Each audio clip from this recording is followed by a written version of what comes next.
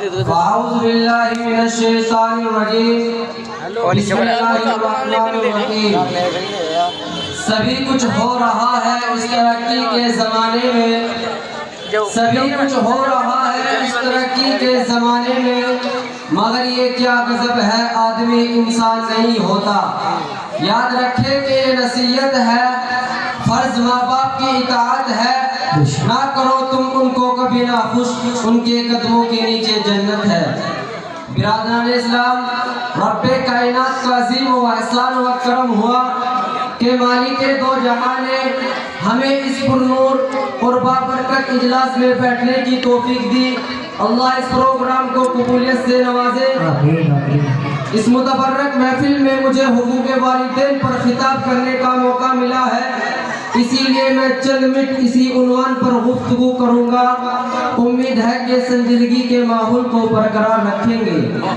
حضرات گرامی، اگر آج کے پرفتن دور میں ہم دنیا پر طائرانہ نظر ڈالیں تو یوں محسوس ہوتا ہے کہ ہر سمت سے اپنے اپنے حقوق مطالبہ کی صدائیں سنائی دیتی ہے، ہر سمت ظلم و زیادتی کا دور دورہ نظر آتا ہے، ایک دوسرے کے حق کو مارتا ہوا نظر آتا ہے، ہر ایک کو دوسرے سے شکایت، رعایا کو بادشاہ و حاکم سے شکایت، آقا و مالک کو غلام سے شکایت، غلام و نوکر کو آقا سے شکایت، والدین کو اولاد سے شکایت، کوئی پڑوسی کا حق ادا کرنے کے لیے تیار نہیں۔ والدین پر ظلم و زیادتی کے پہاڑ توڑے جا رہے ہیں، ان کی عزت و احتراموں کو پامال کیا جا رہا ہے۔ ہم اس ماں پر ظلم و ستم کی برسات کرتے ہیں جس ماں نے 9 ماہ اپنے پیٹ میں رکھا، جس ماں نے 2.5 سال تک دودھ پلایا، جس ماں نے بچے کی خاطر مصیبت برداشت کی،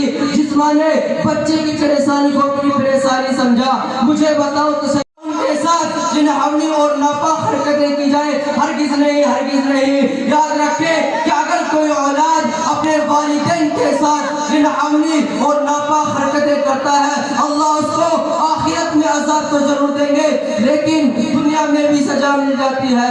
ثبوت کے طور پر میں آپ حضرات کے سامنے ایک واقعہ بیان کرتا ہوں۔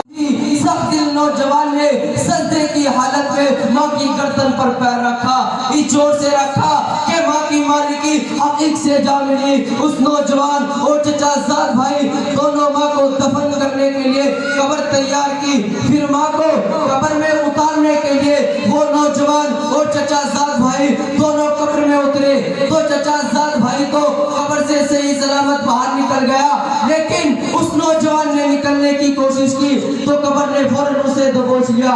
نوجوان دہشت زدہ اور ڈر کی وجہ سے چلانے لگا۔ لوگوں نے اس نوجوان کو قبر سے باہر نکالنے کی ہر ممکن کوشش کی لیکن کسی کی بھی کامیاب نہ ہو سکی۔ بہت سارے لوگوں نے اس نوجوان کے لیے دعائیں کی لیکن کسی کی دعا کارگر نہ ہوئی۔ آخر کار نوجوان تڑپ تڑپ کر مر گیا۔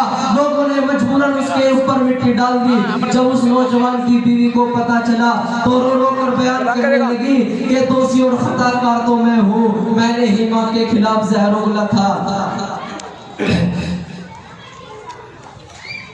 کہ کر لو توبہ اب بھی وقت ہے، کہ کر لو توبہ اب بھی وقت ہے، پھر نہ کہنا کہ عذاب سخت ہے۔